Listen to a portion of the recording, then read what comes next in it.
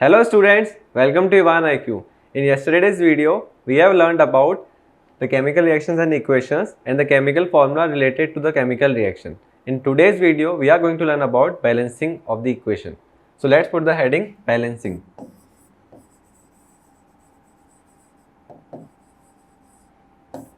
अब बैलेंसिंग है क्यों जरूरी, बैलेंसिंग करना है ही क्यों, मतलब केमिकल रिएक्शन को, तो कोई भी केमिकल रिएक्शन होगा उसको रिप्रेजेंट करते हैं अपन केमिकल इक्वेशन से, और वो जो केमिकल इक्वेशन होनी चाहिए वो law of conservation of mass को फॉलो करनी चाहिए, क्योंकि मास कभी भी क्रिएट नहीं हो सकता, कभी भी डिस्ट्रॉय नहीं हो सकता, तो उसकी वजह से बैलेंसिंग बहुत ज़रूरी है। अब बैलेंसिंग के बहुत सारे मेथड्स होंगे, जैसे फर्स्ट है hit and trial method, second होता है रेडॉक्स मेथड, थर्ड होता है आयन मेथड। पर अपन को सिर्फ हिट एंड ट्रायल ही पढ़ना है, ये जो 2 और 3 वाले मैंने बोले हैं ये अपन के हायर क्लासेस में है, तो अपन को मेनली ये ही पढ़ना है। ये लिखा हुआ तो नहीं आ रहा, अभी मैं लिख देता हूँ, ये है हिट एंड ट्रायल, ठीक है, एम फॉर शॉर्ट मेथड। तो हिट एंड ट्रायल मेथड अपन को पढ़ना है इस पूरे वीडियो में। पूरे वीडियो में तो और भी कुछ पढ़ेंगे, पर मेनली अपन को हिट एंड ट्रायल मेथड देखना है कि बैलेंसिंग कैसे करते हैं हिट एंड ट्रायल से। अब बैलेंसिंग का एक इक्वेशन लेते हैं, उसको देखते हैं बैलेंसिंग जरूरी क्यों है। ठीक है, जैसे मैं इक्वेशन लिख रहा हूँ Fe plus H2O gives Fe3O4 plus H2। Physical states के बारे में बात करूंगा तो आयरन एक मेटल है, सॉलिड स्टेट में है, H2O लिक्विड है, Fe3O4 ऑक्साइड है, ऑक्साइड को O नहीं S से लिख देता हूँ, सॉलिड है, और H2 जो है वो एक गैस है। तो ये पूरा कंपाउंड फिजिकल स्टेट्स इसकी, और ये सब पूरा केमिकल रिएक्शन है। और अपन नंबर ऑफ एटम्स गिनते हैं, इस पूरे रिएक्शन में कौन कौन डिफरेंट एटम्स हैं, कौन कौन पार्टिसिपेट कर रहा है, कौन कौन डिफरेंट एटम्स पार्टिसिपेट कर रहे हैं, यहाँ लिख देता हूँ। फर्स्ट जो पार्टिसिपेट कर रहा है वो है आयरन, डिफरेंट है आयरन, फिर पार्टिसिपेट कर रहा है हाइड्रोजन, फिर पार्टिसिपेट कर रहा है ऑक्सीजन। तो ये जो है ये डिफरेंट एटम्स है जो इस इक्वेशन में पार्टिसिपेट कर रहे हैं। ये जो लेफ्ट हैंड साइड में एरो के ये रिएक्टेंट, जो राइट हैंड साइड में वो है प्रोडक्ट। अब आयरन के नंबर गिनते हैं लेफ्ट हैंड साइड में, लेफ्ट हैंड साइड में नंबर दिख ही रहे होंगे, आयरन के नंबर कितने हैं 1 लेफ्ट हैंड साइड में। सेकंड पार्टिसिपेट कर रहा है हाइड्रोजन, हाइड्रोजन के नंबर गिनते हैं लेफ्ट हैंड साइड में, तो टोटल हाइड्रोजन 2 हैं, ये लिख देते हैं अपन 2। ऑक्सीजन के नंबर गिनते हैं, ऑक्सीजन के टोटल एटम्स जो है वो है 1, एक ही ऑक्सीजन है, ठीक है। अब आते हैं राइट हैंड साइड में, आयरन के एटम्स गिनते हैं, तो आयरन के एटम्स है 3, यहाँ पे कितने थे 1, यहाँ पे कितने 3, ऑक्सीजन पे आता है 4, ठीक है, ये भी इंक्रीज हुआ है। फिर अपन आते हैं हाइड्रोजन पे 2। अब अपन पूरा देखते हैं पार्टिसिपेट कौन कर रहा था। रिएक्टेंट साइड में जो हाइड्रोजन है वो सिर्फ 2 थे, जो प्रोडक्ट साइड में वो भी 2 हैं, तो हाइड्रोजन के number of atoms left hand side में और राइट हैंड साइड में इक्वल है, तो मास भी इक्वल होगा क्योंकि नंबर ऑफ एटम्स इक्वल है। अब आते हैं आयरन पे, आयरन के लेफ्ट हैंड साइड में नंबर ऑफ एटम्स 1 है, लेकिन राइट हैंड साइड में 3 है, तो इसका मतलब क्या हो रहा है, ये इंक्रीज हो गया नंबर ऑफ एटम्स। अगर मैं ऐसे बोल रहा हूँ कि आयरन का एक एटम का मास कुछ 100 ग्राम है, ऐसे ही एज्यूम कर रहे हैं, तो पार्टिसिपेट करने वाला मास कितना था 100 ग्राम का, जो प्रोडक्ट में फॉर्म हो रहा है वो हो रहा है 300 ग्राम, क्योंकि 3 एटम्स हैं, तो मास क्रिएट हो गया। और law of conservation of mass कहता है कि मास can neither be created nor be destroyed, create तो हो ही नहीं सकता था, तो ये 3 कैसे हो गए, तो ये बैलेंस होना चाहिए, तो इसका मतलब अपन को Fe को बैलेंस करने की ज़रूरत है। फिर आते हैं ऑक्सीजन पे, ऑक्सीजन के पार्टिसिपेट वाले 1 है और बन रहे कितने 4, इसका मतलब अगर एक का मास 16 है तो 4 का तो 16 इंटू 4, काफ़ी मास क्रिएट हो गया, 1 से 4 हो गया, तो ये जो मास है ये भी क्रिएट हुआ है, तो इसका मतलब मास क्रिएट हो ही नहीं सकता था, तो ऑक्सीजन को भी बैलेंसिंग की ज़रूरत है। तो इस पूरी इक्वेशन में किन को बैलेंसिंग की ज़रूरत है, वो है Fe और O को। तो हिट एंड ट्रायल ही है, आप Fe और O को कैसे भी चेंज करके बैलेंस कर लो, तो इसकी कोई फिक्स मेथड नहीं है, पर फिर भी अपन फिक्स मेथड पढ़ेंगे एनसीईआरटी के अकॉर्डिंग कि क्या मेथड अपन यूज़ करें ताकि बैलेंस हो जाए, ठीक है। अब ये जो इक्वेशन है पूरी, इसमें अपन बैलेंस करना तो अपन नंबर चेंज कर सकते हैं, पर ये जो नंबर्स होते हैं ना, ये जो नीचे आ रहे होते हैं ये वाले, अपन इनको चेंज नहीं कर सकते, ये जो नीचे आ रहे हैं, क्योंकि अगर अपन H2 की जगह H3 कर देंगे तो अपन ने केमिकल कंपोजिशन ही चेंज कर दिया, और अगर केमिकल कंपोजिशन चेंज हो गया तो केमिकल प्रॉपर्टीज चेंज हो जाएगी। तो जो भी नीचे नंबर्स आ रहे होते हैं ना, आप इनको कभी चेंज मत करना, आप आगे लिख सकते हो, जैसे मैं Fe को चेंज करने के लिए 2Fe लिख सकता हूँ, लेकिन मैं Fe को चेंज करने के लिए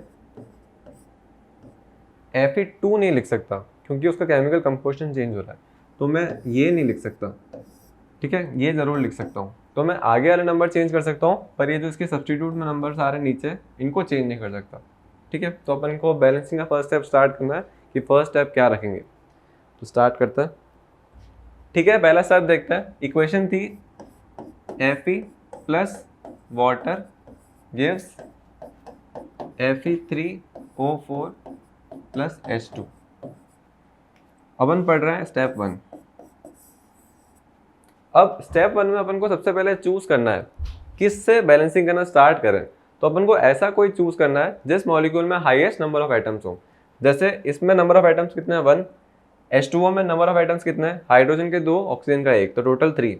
Fe3O4 में नंबर ऑफ एटम्स कितने हैं, तो आयरन के 3 हैं, ऑक्सीजन के 4 हैं, ओवरऑल टोटल एटम्स हो गए 7 और हाइड्रोजन में 2। तो इस पूरे रिएक्शन में जो नंबर ऑफ एटम्स सबसे ज़्यादा जो कंपाउंड में है वो है ये 7 एटम्स हैं इसमें। तो अपन को यहाँ से स्टार्ट करना है। तो स्टेप 1 क्या है, choose the compound with highest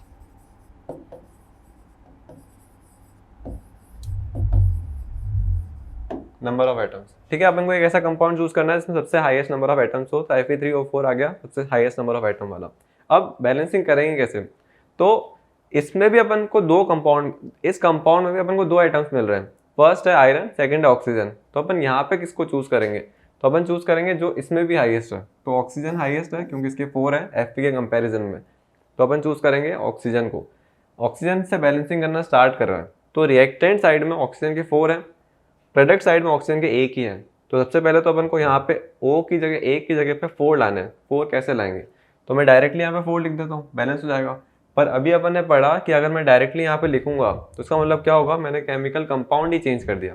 तो मैं डायरेक्टली नहीं लिख सकता, मैं आगे लिख सकता हूँ। तो मैं आगे से स्टार्ट कर रहा हूँ।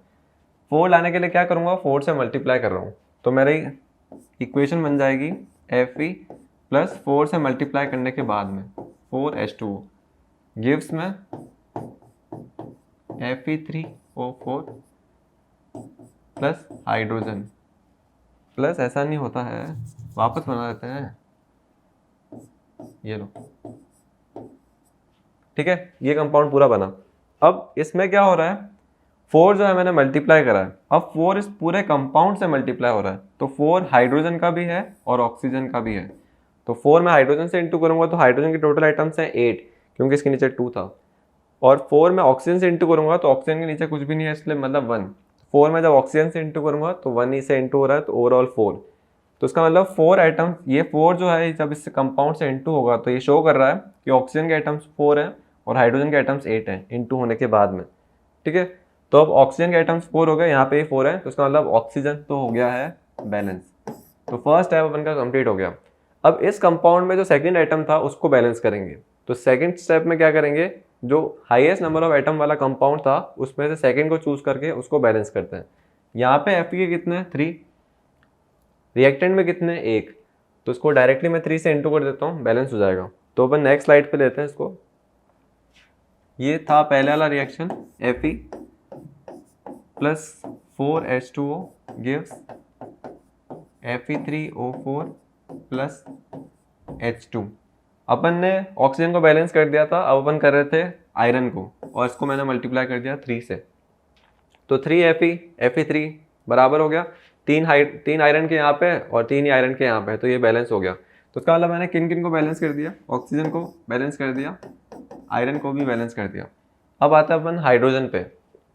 यहाँ पे हाइड्रोजन के 8 आइटम्स आ रहे हैं, लेकिन प्रोडक्ट साइड में सिर्फ 2 ही हैं। तो इसको बैलेंस करने के लिए मैं आगे कुछ मल्टीप्लाई कर दूंगा। आगे मैं ऐसा नंबर लूंगा कि ओवरऑल 8 हो जाए और ऐसा नंबर 4 ही होता, तो ये 4 से मल्टीप्लाई कर दिया। अब ये जो पूरी इक्वेशन है, ये पूरी इक्वेशन बैलेंस्ड इक्वेशन है। आयरन के 3 है वहाँ पे भी, ऑक्सीजन के 4 है वहाँ पे भी 4 है, हाइड्रोजन की 8 है वहाँ पे भी 8 है। तो ये पूरी इक्वेशन बैलेंस्ड इक्वेशन है। तो ऐसे करते हैं balancing. Hit and trial method होता है। सबसे पहले अपन को हाईएस्ट नंबर ऑफ एटम वाला चूज करना होगा, उसको बैलेंस करना स्टार्ट करना होगा और फिर अपन इसको आगे बढ़ाते जाएंगे अपने हिसाब से। अब अब अपन को पता चल गया है कि बैलेंसिंग करनी कैसे है। मतलब ये इक्वेशन पूरी एक बैलेंस्ड इक्वेशन है, पर ये एक केमिकल रिएक्शन की इक्वेशन थी जो बैलेंस्ड है। पर कोई कोई केमिकल रिएक्शन ऐसे होते हैं जो इक्वेशन में बैलेंस्ड नहीं होते हैं पर एकदम प्रॉपर इन्फॉर्मेशन देते हैं। जैसे मैं ऐसे बोल रहा हूँ कि मैग्नीशियम जो है वो ऑक्सीजन से रिएक्ट करने के बाद में मैग्नीशियम ऑक्साइड फॉर्म करता है। ठीक है, ये रिएक्शन बिल्कुल करेक्ट है कि magnesium reacts with oxygen to form magnesium oxide, एकदम करेक्ट रिएक्शन है। लेकिन एक इक्वेशन क्या बैलेंस्ड है क्या? तो यहाँ पे क्या है, मैग्नीशियम का सिर्फ एक एटम है, राइट हैंड साइड में भी एक ही है। ऑक्सीजन के दो हैं लेकिन राइट हैंड साइड में ऑक्सीजन का एक है, तो दो से ये डिस्ट्रॉय हो गया मास, पर ये तो गलत बात हो गई। तो इसका मतलब ये जो इक्वेशन है बैलेंस्ड नहीं है। इस इक्वेशन को अपन बैलेंस नहीं बोल सकते। पर ये केमिकल रिएक्शन करेक्टली बता भी रही है कि नहीं? तो केमिकल रिएक्शन तो करेक्टली बता रही है। तो ऐसी केमिकल इक्वेशंस जो केमिकल रिएक्शन के बारे में एकदम प्रॉपर इंफॉर्मेशन देती है पर बैलेंस नहीं होती है, उस इक्वेशन को क्या बोलेंगे? तो उस इक्वेशन को बोलते हैं, बहुत इंपॉर्टेंट टर्म है, स्केलेटन।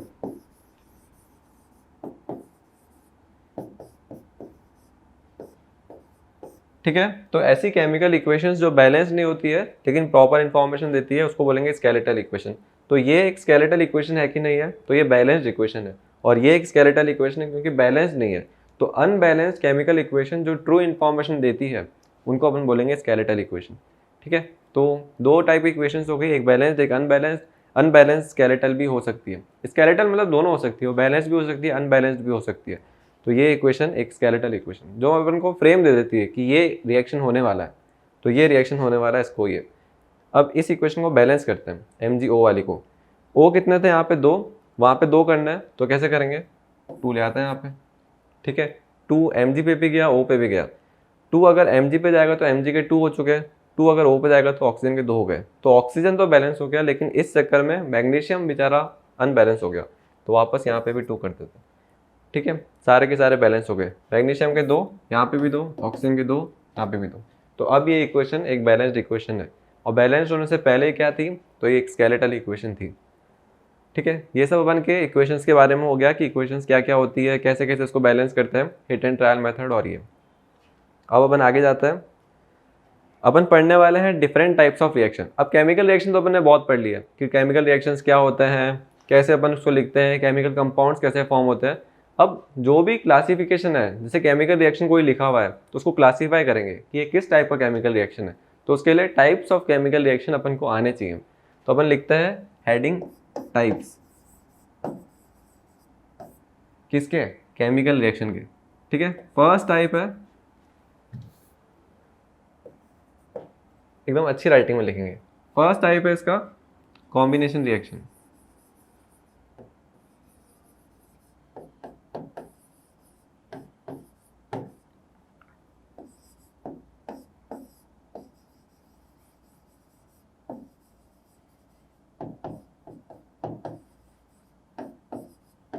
RN शॉर्ट है रिएक्शन के लिए। थर्ड सेकंड टाइप है डिकम्पोजिशन रिएक्शन। थर्ड है डिस्प्लेसमेंट।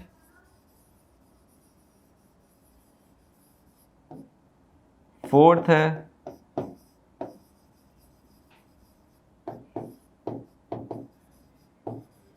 Double displacement. अब मेनली तो अपन को ये चार ही पढ़ना है कि केमिकल रिएक्शंस इन चार टाइप के होते हैं। लेकिन क्या हो रहा है कि कहीं कहीं पे थोड़े एक्स्ट्रा रिएक्शंस भी आते हैं, जैसे different type of chemical reaction extra वाले जो एक्स्ट्रा वाले हैं वो भी एक बार साइड में लिख देता हूँ। अभी अपन इन सब के बारे में पढ़ेंगे एक एक करके। तो ये तो आ गए मेन वाले, मतलब ये है लीड रोल में। अब आते हैं सपोर्टिंग रोल वाले कौन है। तो उसमें सपोर्टिंग रोल वाले में पहला है एक्सोथर्मिक, सेकंड है एंडोथर्मिक,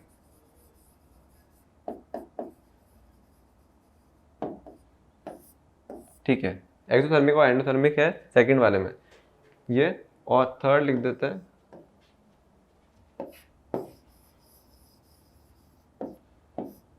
रेडॉक्स रिएक्शन। ठीक है, रेडॉक्स में दो कुछ आते हैं, रिडक्शन ऑक्सीडेशन दोनों आता है, मैंने दोनों को साथ में लिख दिया। तो ये थर्ड। तो अपन को मेनली इस चैप्टर में क्या क्या पढ़ना है, मेन तो ये चार पढ़ने हैं रिएक्शंस, और उसमें साइड में ये भी आते रहते हैं बार बार। तो ये जो है ये है एक्स्ट्रा, इनको कभी कभी अपन 11 में लेंगे, कभी कभार अपन 11 में नहीं लेंगे। 11 मतलब क्रिकेट की टीम, ठीक है, ये एक्स्ट्रा है। मतलब ये हो गए शार्दुल ठाकुर और ये सब, ठीक है, तो इनको अपन हटा देते हैं। ये अपन के विराट कोहली, शिखर धवन, ये सब। तो अपन स्टार्ट करते हैं मेनली कॉम्बिनेशन रिएक्शन से। तो स्टार्ट करते हैं फर्स्ट कॉम्बिनेशन रिएक्शन। नई स्लाइड लेते हैं, ये स्लाइड तुमको मिल जाएगी वैसे भी। तो स्टार्ट करते हैं मेनली अपन का फर्स्ट वाला कॉम्बिनेशन रिएक्शन। तो अपन हेडिंग पुट करते हैं कॉम्बिनेशन।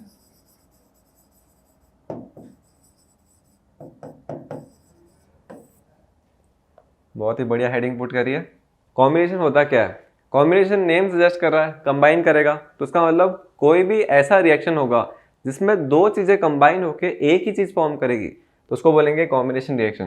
जैसे मैं एग्जांपल ले रहा हूँ, कोई एक कंपाउंड है, इसने रिएक्ट करा बी के साथ में और ये कंपाउंड फॉर्म हुआ AB।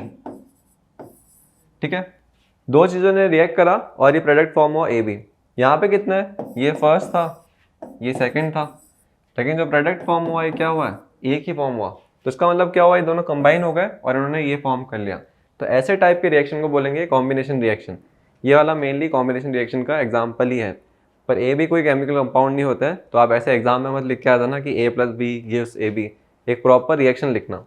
तो ये मेन डेफिनेशन है कि when two reactants react with each other to form a single compound, then that type of reaction is known as combination reaction। ठीक है, अब बनाते हैं इसका एग्जाम्पल देखने के लिए। एग्जाम्पल क्या है? तो नई स्लाइड लेते हैं।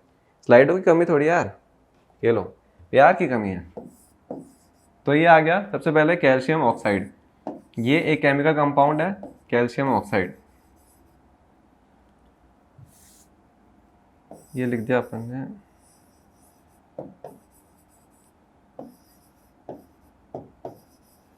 कैल्शियम ऑक्साइड, ठीक है, ये रिएक्ट कर रहा है वाटर के साथ में। ये क्या है? वाटर। फॉर्म हो रहा है कैल्शियम हाइड्रोक्साइड। ये क्या है? Calcium hydroxide.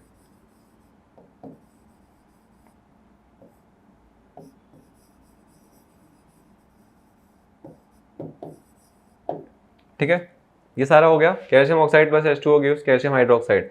कैसे डिसाइड हो रहा है कि CaOE क्यों लिख रहे हैं, Ca2O3 क्यों नहीं लिखा? तो ये अपन पहले पढ़ चुके हैं, फिर भी बता रहा हूँ।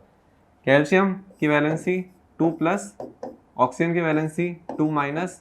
वैलेंसीज का सिंपलेस्ट रेशियो 2:2 1:1 होता है। वैलेंसीज इंटरचेंज होगी सिंपलेस्ट रेशियो के करने के बाद में। तो ये हो जाएगा 1 नीचे आएगा, O के नीचे 1 जाएगा। 1 लिखने का मतलब नहीं होता, इसलिए इसको कैल्शियम ऑक्साइड बोलते हैं। H2O में हाइड्रोजन की वैलेंसी 1+, ऑक्सीजन की वैलेंसी 2-। सिंपलेस्ट रेशियो 1:2 का 1:2 ही होगा। तो इसको जब इंटरचेंज करेंगे तो 2 H के नीचे आएगा, 1 उसके नीचे जाएगा और ये कंपाउंड ऐसे बन जाएगा, H2O बन जाएगा। अब आते हैं कैल्शियम हाइड्रोक्साइड पे। कैल्शियम की वैलेंसी Ca2+। हाइड्रोक्साइड एक पॉलीएटॉमिक आयन होता है, मतलब ये साथ में ही रहेगा और उसका केमिकल फॉर्मूला होता है OH1-।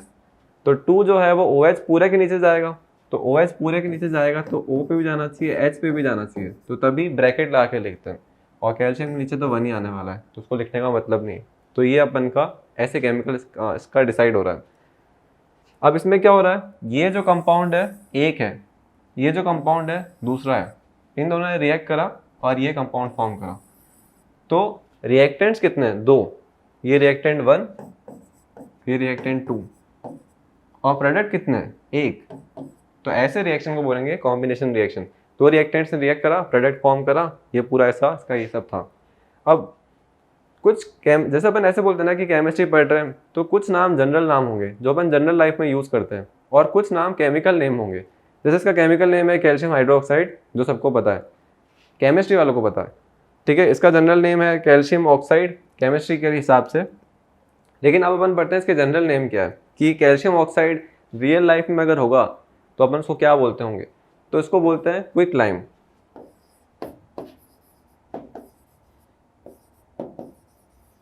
ठीक है, अपन पुराने टाइम में पेंट करते थे घर में, ब्लू कलर का पेंट होता था, चूना होता था, वो चूने को पानी में मिलाते थे और वो उससे पेंट बन जाता था पूरा। तो ये वही रिएक्शन है, ये चूना है, पानी में मिला रहे हैं, पेंट बन रहा है, पेंट को अपन पेंट करते हैं, ये सब। तो ये एक तरीके से चूना है, चूना लगा रहे हैं। क्विक लाइम मतलब चूना है। ये है कैल्शियम हाइड्रोक्साइड, इसका भी एक जनरल नेम है। तो ये चूने का पानी है, तो इसको बोलते हैं स्लेक्ड लाइम।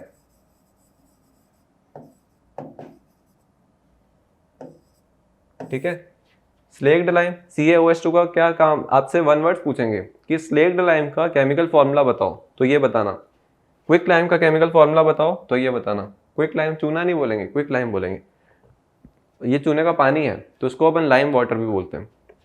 तो स्लेक्ड लाइम को एक और वर्ड से भी बोलते हैं, वो होता है लाइम वाटर। अभी स्लाइडों की कमी हो गई है तो अपन इसी पे सब कुछ करेंगे। ये आ गया स्लेक्ड लाइम, ये लाइम वाटर, कैल्शियम हाइड्रोक्साइड, ये आ गया क्विक लाइम, ये सब हो गया। ठीक है, ये कॉम्बिनेशन रिएक्शन का मेन था। और इसका एक एग्जांपल ये है, फर्स्ट एग्जांपल या एनसीईआरटी में ये है, तो आप अच्छे से ही इसको पढ़ के ही जाना कि इसमें एक्स कौन है, वाई कौन है, ऐसे क्वेश्चन पूछेंगे। जैसे मैं क्वेश्चन बनाता हूँ कि x reacts with H2O to form calcium hydroxide, find x, तो यही है। फिर ऐसा कंपाउंड पूछेंगे कि क्विक लाइम को केमिकल फॉर्मूला बता दो, या फिर इस इक्वेशन को बैलेंस करके बताओ, ये सब। तो ये इक्वेशन क्या बैलेंस्ड है कि नहीं है? कैल्शियम का यहाँ पे कितना है 1, यहाँ पे भी 1, ठीक है, कैल्शियम बैलेंस्ड है। ऑक्सीजन एक यहाँ पे, H2O में भी एक है, तो ओवरऑल रिएक्टेंट में 2 हैं। ऑक्सीजन यहाँ पे कितना है 2, इसके नीचे है तो 2 इससे भी इंटू होगा, तो यहाँ पे 2 है। ऑक्सीजन भी बैलेंस्ड है। फिर आते हैं थर्ड पे, हाइड्रोजन के 2, वहाँ पे भी 2, सारे के सारे बैलेंस्ड है। तो ये इक्वेशन एक बैलेंस्ड इक्वेशन है। और इसके ये इसके मेन होते हैं कि calcium hydroxide chemical formula, slaked lime क्या होता है, लाइम वाटर क्या होता है, सब कुछ अच्छे से आना चाहिए। ठीक है, अब अपन इसके आगे बढ़ते हैं। ये आ गया पेंट, कि ये पेंट होगा अपन के घर की वॉल्स पे और ये सब। अब ये घर की वॉल्स पे पेंट होगा अगर CaOH होल ट्वाइस, तो ये लिक्विड स्टेट में होगा। ठीक है, इनकी स्टेट्स लिख देते हैं। कैल्शियम ऑक्साइड एक सॉलिड स्टेट में, H2O जो है लिक्विड स्टेट में।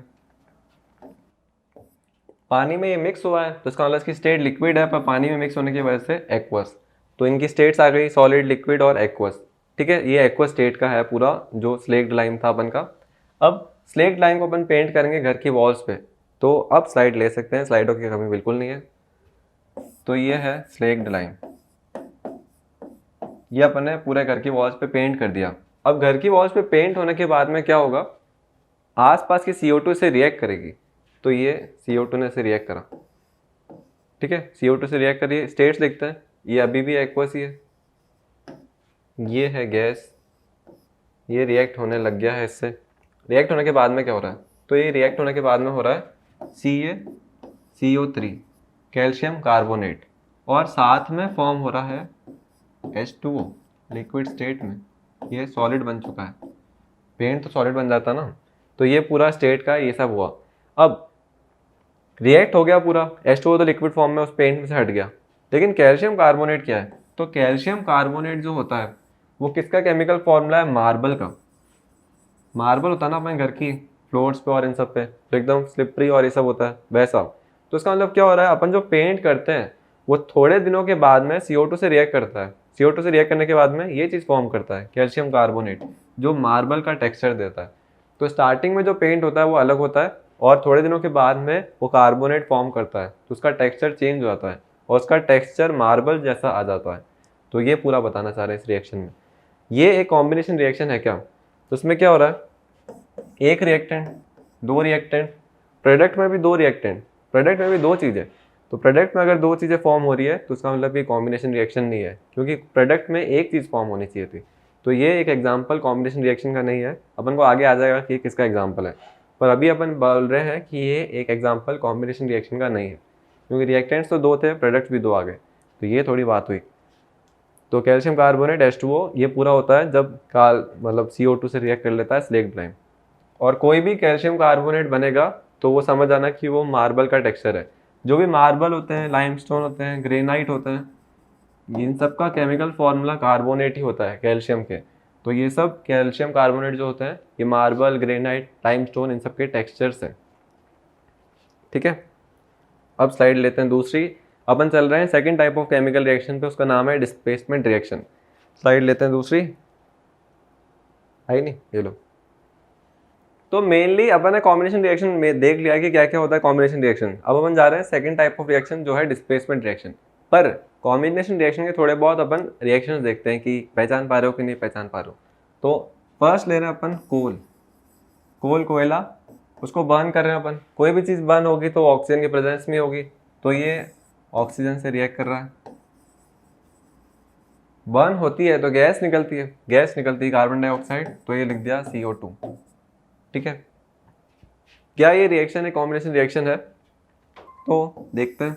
कोल रिएक्टेंट एक, सेकंड रिएक्टेंट प्रोडक्ट एक ही बन रहा है, तो दो चीज़ें रिएक्ट होकर एक ही प्रोडक्ट फॉर्म कर रही है, इसका मतलब ये कॉम्बिनेशन रिएक्शन का एग्जांपल है। अब पूरा इसको केमिकली लिखते हैं। कोल के अंदर क्या चीज़ बर्न होती है? कोल के अंदर तो वैसे बहुत सारे कंपाउंड है, पर जो बर्न हो रहा होता है वो होती है कार्बन। फिर कार्बन रिएक्ट करती है ऑक्सीजन के साथ में और फॉर्म होती है CO2, और CO2 फॉर्म होने के बाद में बहुत सारी एनर्जी भी निकलती है, हीट एनर्जी। तो बहुत सारी एनर्जी इस रिएक्शन में अपन को आउटपुट में एनर्जी मिलती है, बहुत सारी हीट एनर्जी निकलती है। अब आते हैं अपन कॉम्बिनेशन के एक टाइप पे, वो होता है एक्सोथर्मिक रिएक्शन। मतलब कॉम्बिनेशन का टाइप नहीं है, उसके अंदर आ रहा है। ठीक है, तो एक्सोथर्मिक रिएक्शन क्या होता है? तो एक्सोथर्मिक रिएक्शन वो रिएक्शन होता है जिसमें रिएक्टेंट्स रिएक्ट करते हैं प्रोडक्ट फॉर्म करने के लिए और साथ में एनर्जी भी फॉर्म करते हैं। तो जब प्रोडक्ट साइड में एनर्जी इवॉल्व होती है, जैसे कोल को बर्न कर रहे हैं तो हीट एनर्जी निकल रही है, तो उस टाइप के रिएक्शन को बोलेंगे एक्सोथर्मिक रिएक्शन। एक्सो एग्जिट कर रहे हैं, ठीक है, तो एनर्जी एग्जिट होगी तो एनर्जी आउट होगी। ये हो गया एक्सोथर्मिक का एग्जाम्पल। ठीक है, आप गैस बर्न करते हो, गैस में से वो हीट निकलती है, तो इसका मतलब क्या, किस टाइप का रिएक्शन है? तो वो भी एक एग्जांपल है एक्सोथर्मिक रिएक्शन का। तो एक्सोथर्मिक रिएक्शन एक ऐसा रिएक्शन होता है जिसमें रिएक्शन होने के बाद में एनर्जी मिलती है। एनर्जी किसी भी फॉर्म में हो सकती है, हीट एनर्जी, लाइट एनर्जी, या फिर ATP की फॉर्म में भी। ATP क्या होता है? ATP क्या होता है तो आपने पुरानी क्लासेस में पढ़ा वही है। ATP होता है रेस्पिरेशन का प्रोडक्ट। अपन जो भी खाना खाते हैं ATP के फॉर्म में बनता है और उससे अपन को एनर्जी मिलती है।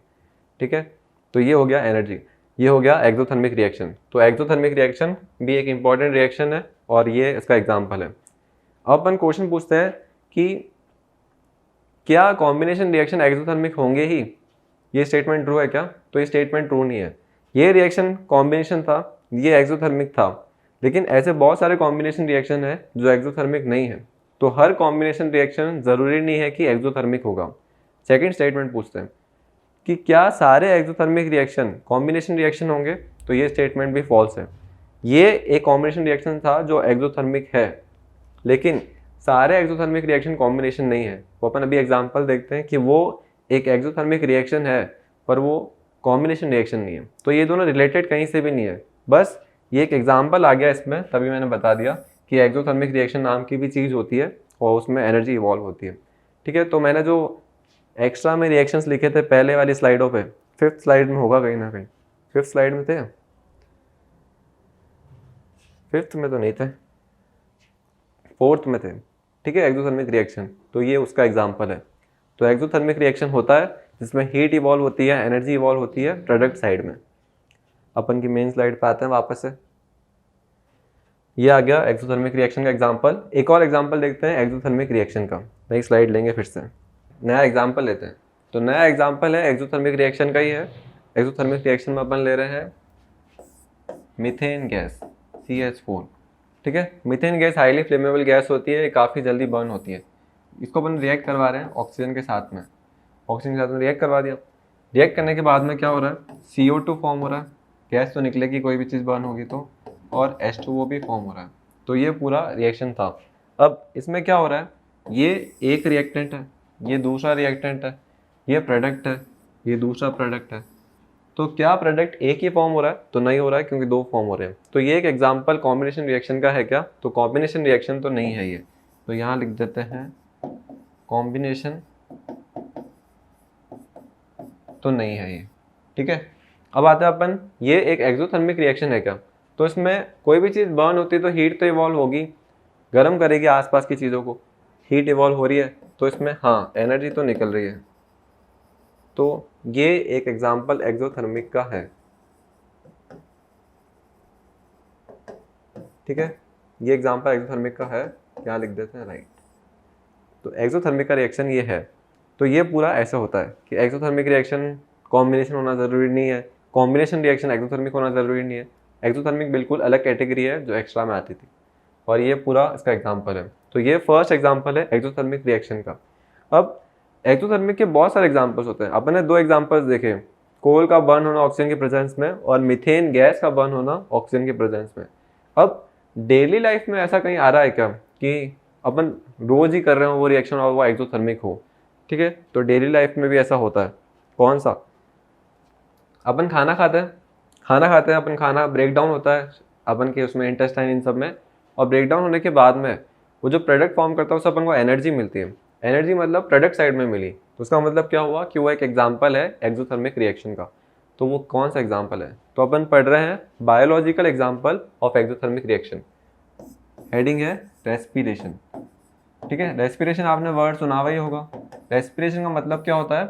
जो भी अपन खाना खाते हैं उसका ब्रेक डाउन होता है ऑक्सीजन की प्रेजेंस में, तो उसको रेस्पिरेशन बोलेंगे, एरोबिक वाला। तो ये अपन ने खाना खाया, ठीक है। अपन के खाने में मेनली जो लास्ट प्रोडक्ट होता है वो होता है ग्लूकोज।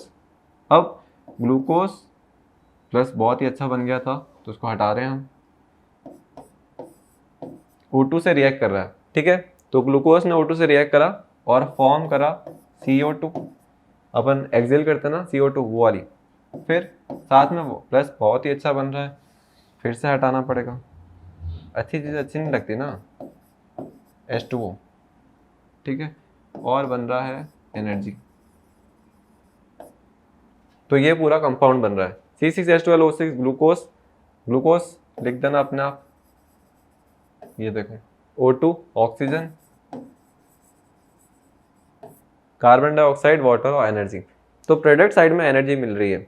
रिएक्टेंट कितने हैं? ये एक रिएक्टेंट, ये दूसरा रिएक्टेंट। प्रोडक्ट कितने हैं? पहला और दूसरा। एनर्जी कोई प्रोडक्ट नहीं है, वो अपन उसको टच थोड़ी कर सकते हैं। तो एनर्जी एक क्वांटिटी है, वो साइड में ही पड़ी है। तो ये हो गया ऐसे, C6H12O6 plus O2 give CO2 plus H2O। इस रिएक्टेंट में ये जो है, ये एक एग्जाम्पल कॉम्बिनेशन का है भी कि नहीं? तो कॉम्बिनेशन का तो बिल्कुल नहीं है, क्योंकि प्रोडक्ट में दो बन चुके हैं, तो ये कॉम्बिनेशन का नहीं है। क्या एग्जाम्पल एक्सोथर्मिक रिएक्शन का है? तो एक्सोथर्मिक रिएक्शन का जरूर है, क्योंकि इसमें एनर्जी इवॉल्व हो रही है। तो इस वजह से ये एग्जाम्पल एक एक्सोथर्मिक रिएक्शन का है। तो respiration is exothermic process. Statement true है कि फॉल्स है? तो स्टेटमेंट बिल्कुल ट्रू है, ट्रू। ठीक है, ट्रू क्यों है? क्योंकि रेस्पिरेशन में एनर्जी इवॉल्व होती है। एनर्जी इवॉल्व होती है एटीपी की फॉर्म में, माइटोकॉन्ड्रिया में बनते हैं ये, ठीक है। और एटीपी को अपन फिर यूज करते हैं एनर्जी बनाने के लिए। तो एटीपी एनर्जी का एक तरीके से पैकेट ही है, और ये पूरा रिएक्शन हो रहा है। तो ये एक एग्जांपल है एक्सोथर्मिक रिएक्शन का। और एक और एग्जांपल देखते हैं। जो फार्मर्स होते हैं वो क्या करते हैं, जो भी खाना बच रहा होता है या फिर जो भी उनकी मतलब ऐसे क्रॉप्स और ये सब होती है ना, जो ग्रीन कलर की जो फालतू बच जाती है, उसको क्या करते हैं, एक पिट बनाते हैं। ये फ्लोर है, ये पिट बनाया उन्होंने, और इसमें सारा कचरा डाल देते हैं। ये पूरा उन्होंने क्रॉप और ये सब डाल दिया इसमें कचरा, ठीक है। और ऊपर से वापस से मिट्टी डाल देते हैं। तो अब ये क्या होगा, ये जो कचरा है ना, ये पूरा ऑर्गेनिक कचरा है, और ये क्या होगा, ये डिकम्पोज होने लगेगा, और ऑक्सीजन की प्रेजेंस में पूरा डिकम्पोज हो जाएगा। तो ये डिकम्पोज जो होता है, इस चीज को बोलते हैं कंपोस्टिंग।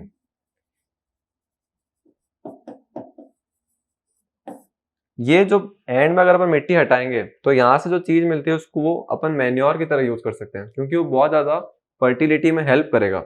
तो कंपोस्टिंग करते हैं वो, मतलब कचरे से उन्होंने एक तरीके से मैन्योर बना दी, जो काफी काम की चीज है। पर जैसे ही मिट्टी हटाते हैं, इसको अपन टच करेंगे तो काफी गर्म होता है, फील कर सकते हैं मतलब अपन। तो ये जो चीज होती है, ये एक हीट इवॉल्व हुआ, केमिकल रिएक्शन भी हुआ, क्योंकि अंदर चीजें ब्रेक डाउन हुई। तो एक केमिकल रिएक्शन हुआ, उसमें हीट इवॉल्व हो रही है, तो उसको अपन एक्सोथर्मिक का एग्जांपल बोल सकते हैं क्या? तो जरूर बोल सकते हैं, क्योंकि हीट इवॉल्व हो रही है। तो composting is an example of exothermic reaction और नॉट? तो then the answer is yes, composting is an example of exothermic reaction. अब वर्मी कंपोस्टिंग होता है जो अर्थवॉर्म की हेल्प से होता है, वो भी इस टाइप का रिएक्शन होता है, पूरा यही है। एक्स्ट्रा एक होता है कि अपन अर्थवॉर्म भी डाल देते हैं। तो ये हो गया पूरा वर्मी कंपोस्टिंग।